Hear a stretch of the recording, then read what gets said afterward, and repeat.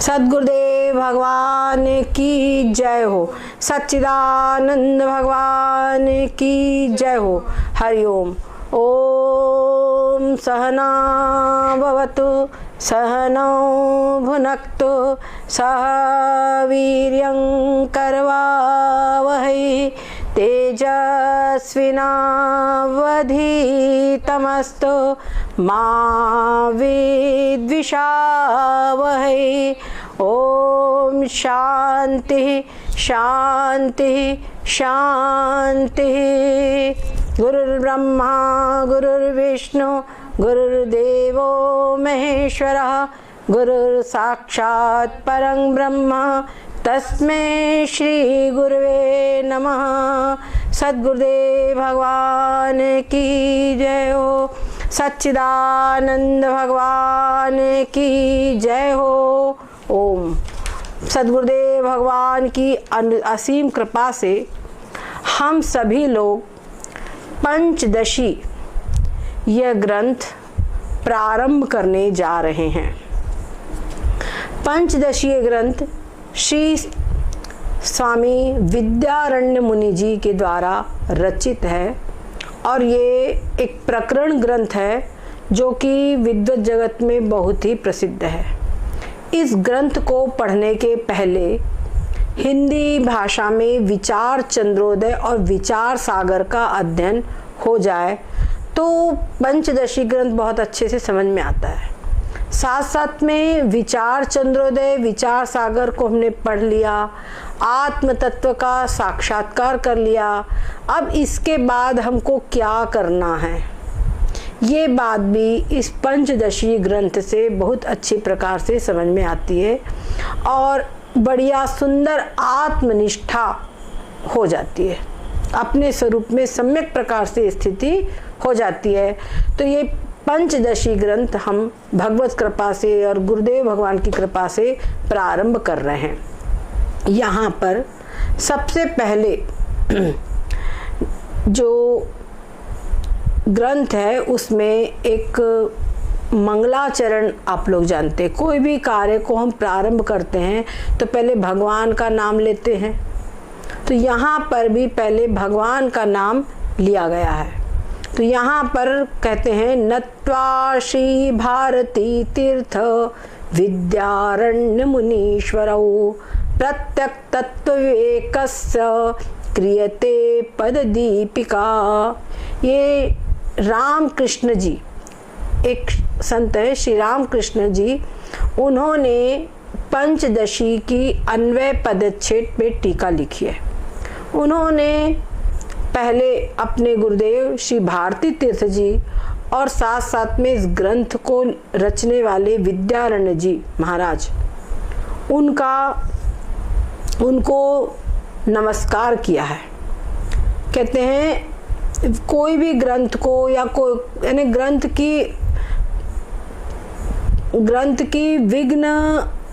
ग्रंथ की संपूर्णता में जो भी विघ्न आने वाले हैं उन विघ्नों का नाश और साथ साथ में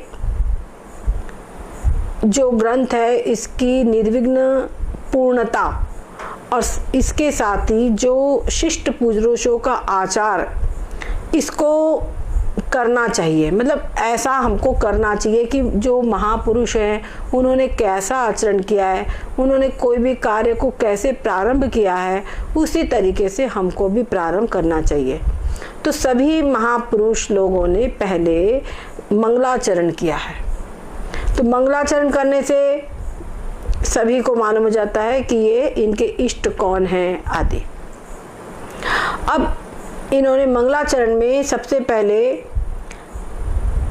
और इसलिए कि हमारे शिष्य भी आगे मंगलाचरण करे। मंगलाचरण भी कई प्रकार का है, ये आप लोगों को पहले विचार सागर आदि ग्रंथों में बताया जा चुका है। हम यहाँ पर इस चीज़ पे गहराई में नहीं जाएंगे। यहाँ पर जो पंचदशीकार ने मंगलाचरण किया है, आप सभी लोगों के पास में श्री विद्या भास्कर जी द्वारा रचित पुस्तक है। उसी पुस्तक के अनुसार हम यहाँ पर आपको बता रहे हैं, लेकिन शब्दों का जो संस्कृत के शब्द हैं उनका अन्वय पदच्छेद ये हम आप लोगों को श्री स्वामी पूज्य श्री स्वतंत्रानंद जी महाराज, ये हरिद्वार के हैं, अच्छे संत, उन्होंने इस ग्रंथ, उनके शिष्यों ने अपने अध्ययन काल में इसकी अन्वय पदच्छेद लिखा था, उसी का प्रकाशन वहाँ पर से किया जाता है, कैलाश मठ से, कहीं ऋषिकेश से। वही पुस्तक हमारे पास में उपलब्ध है। उस पुस्तक के द्वारा हम आप लोगों को इसका शिवालय ऋषिकेश से इसका प्रकाशन हुआ है, वो हम आप लोगों को अन्वय पदच्छेद बताएंगे, जिससे कि आप लोग अन्वय पदच्छेद भी समझ सके। अगर आप लोग संस्कृत में पढ़ना चाहते हैं तो संस्कृत में पढ़ने को भी आपको मदद मिलेगी, और आप लोग सभी संस्कृत पढ़े हैं इसलिए इतना तो आप लोगों को होना चाहिए। आगे कहते हैं, नमः श्री शंकरानंद गुरु पादाम्बुजन्मने सविलास महामोह ग्राह ग्रासैक कर्मणे। आप सभी लोग हमारे साथ ग्रंथ का, इसके श्लोकों का उच्चारण करेंगे। बोलिए, नमः श्री शंकरानंद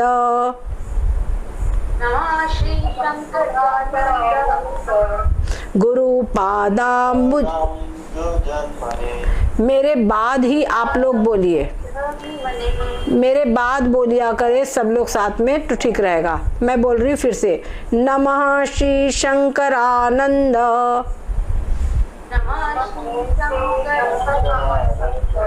गुरु पादाम्बुजन्मने सविलास महामोह ग्राह ग्रासैक कर्मणे।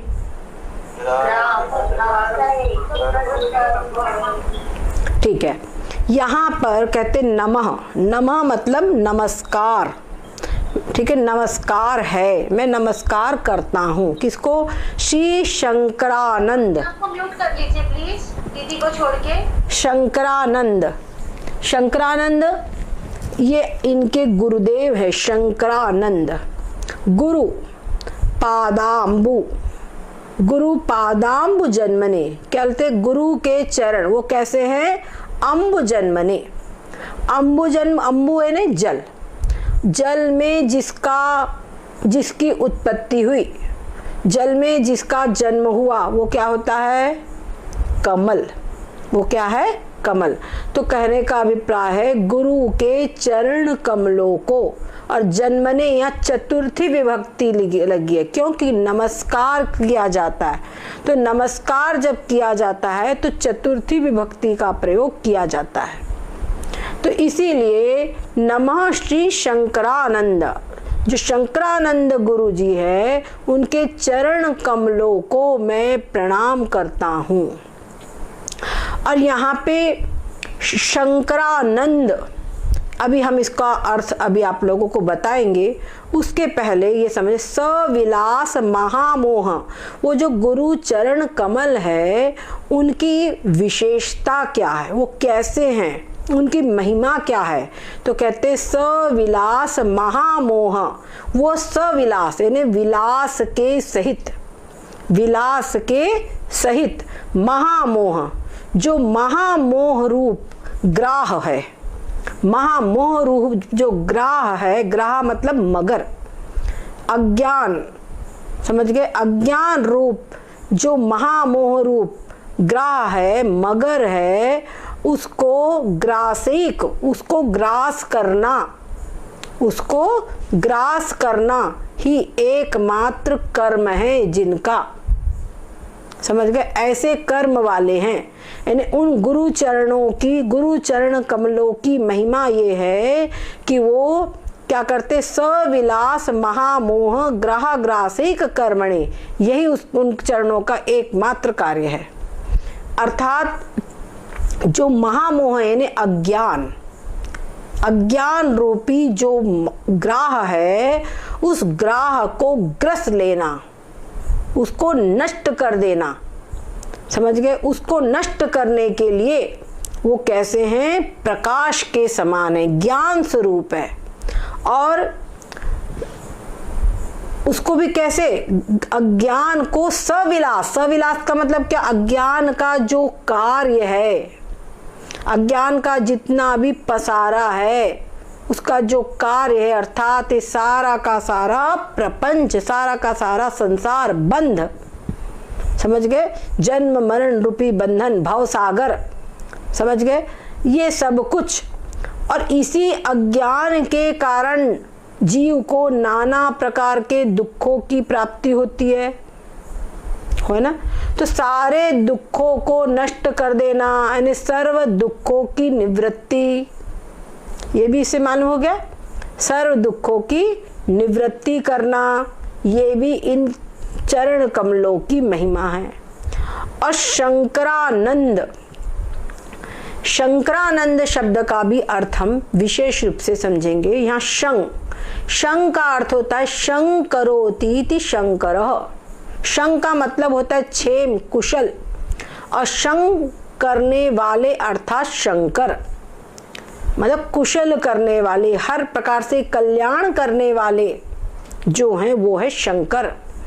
और शंकर और आनंद, और वो कैसे? आनंद स्वरूप है, हर प्रकार से आनंद स्वरूप है। आप ये समझ सकते हैं कि जो सविलास महामोह ग्रह ग्रासिक कर्मण्य, अर्थात सर्व दुखों की निवृत्ति, समस्त दुखों का कारण जो अज्ञान रूपी मगर है, उसको नष्ट करने वाले हैं, उसको नष्ट करने वाले, उसको कैसे? शंकर, जो आनंद स्वरूप है, शंकरा, जो शं यानी सुखी करने वाले, सर्व प्रकार से, यानी सर्व क्या कहते हैं? सर्वानंद करने वाले, सर्व प्रकार के आनंद को प्रदान करने वाले हैं।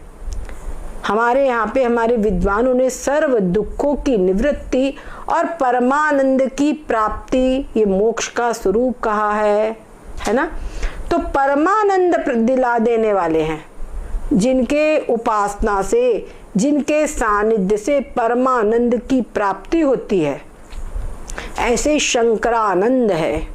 और आनंद प्रदान करने वाले, हर प्रकार का आनंद देने वाले हैं, ठीक है? आनंद करने वाले हैं, और साथ साथ में आनंद करने वाला प्रकाश स्वरूप है, क्योंकि अज्ञान रूपी अंधकार को नष्ट करने वाले हैं। तो अज्ञान रूपी अंधकार को कौन नष्ट कर सकता है? जो प्रकाश स्वरूप हो, अर्थात जो ज्ञान स्वरूप है, या ये समझ लीजिए जो ब्रह्म विद्या का ज्ञान प्रदान करके तत्त्वमसि आदि महावाक्यों का उपदेश दे करके जो साक्षात भगवान ही, साक्षात जो ब्रह्म तत्व है, वही गुरु मूर्ति के रूप में प्रकट हुए हैं, वही गुरु मूर्ति के रूप में प्रकट होते हैं, और प्रकट होकर के तत्त्वमसि ऐसा उपदेश प्रदान करते हैं, महावाक्य का उपदेश प्रदान करते हैं, और उसके द्वारा जीव का जो अज्ञान अंधकार है, अज्ञान रूपी अंधकार है, उसको नष्ट करके उसको ज्ञान रूपी स्थिति में, ज्ञान रूपी सूर्य के उस पद में, परम पद में उसको स्थित कर देते हैं। समझ रहे हैं? ऐसे जो महापुरुष है, ऐसे जो, अरे समझ लो शंकर, ऐसे जो शंकर शब्द का अर्थ ही है आनंद करने वाले, है ना? तो निर्तिशय प्रेम का विषय, अब इसको हम थोड़ा सा इसकी व्याख्या पढ़ेंगे। कहते हैं जो निर्तिशय प्रेम, निर्तिशय यानी परम प्रेम, उससे अधिक और कोई सुख ना हो। रसंग एवायं लब्ध्वा आनंदी भवति, इस आनंद को प्राप्त करके ही वो आनंदित होता है। संसार की समस्त वस्तुओं में जो कुछ भी आनंद है वो ब्रह्म का, इस परम पद परमात्मा का ही आनंद है। समझ गए? इस परमात्मा का ही जो आत्मा है, आनंद है। तो ऐसा कौन है? प्रत्येगात्मा, अपना आत्मा, वही शंकर रूप है। समझ गए? शंकर यानी क्या? जो शंकर शब्द का अर्थ क्या हुआ? संपूर्ण जगत का आनंद कर जो परमात्मा है, संपूर्ण जगत को जो आनंदित करते हैं परमात्मा अर्थात ब्रह्म, ठीक है? वो ब्रह्म ही शंकर शब्द का अर्थ है। और निरतिशय प्रेम का विषय जो सुख रूप प्रत्यगात्मा है वही आनंद पद का अर्थ है। ठीक है, निरतिशय प्रेम, निरतिशय सबसे अधिक प्रेम जिसमें हो, जो सबसे अधिक सुख रूप है, वो क्या है? हमारा आत्मा है। वो आत्मा ही आनंद पद का अर्थ है। तो जो शंकर है वही आनंद है। ठीक है, जो शंकर है वही आनंद है। अर्थात इस प्रकार व्युत्पत्ति करने से परमात्मा यानी ब्रह्म, शंकर का मतलब क्या हुआ? ब्रह्म, और जो आनंद है वो यानी कि अपना प्रत्यगात्मा जो अंतरात्मा है, प्रत्यक यानी अंतर, तो अंतरात्मा। ठीक है, तो जो शंकर है, जो ब्रह्म है वही आत्मा है। ये बात हो गई कि नहीं? इसमें जो ब्रह्म है वही आत्मा है। तो जो ब्रह्म है वही आत्मा है, जो शंकर है वही आनंद है। इस प्रकार से परमात्मा यानी ब्रह्म और आत्मा की एकता यहाँ पर सिद्ध होती है।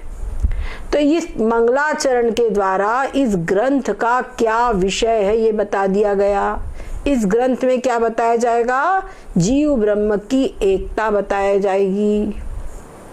ठीक है, और वही जो जीव से भिन्न, जीव से अभिन्न जो परमात्मा है वो गुरु रूप है। ठीक है, वही क्या है? गुरु रूप है।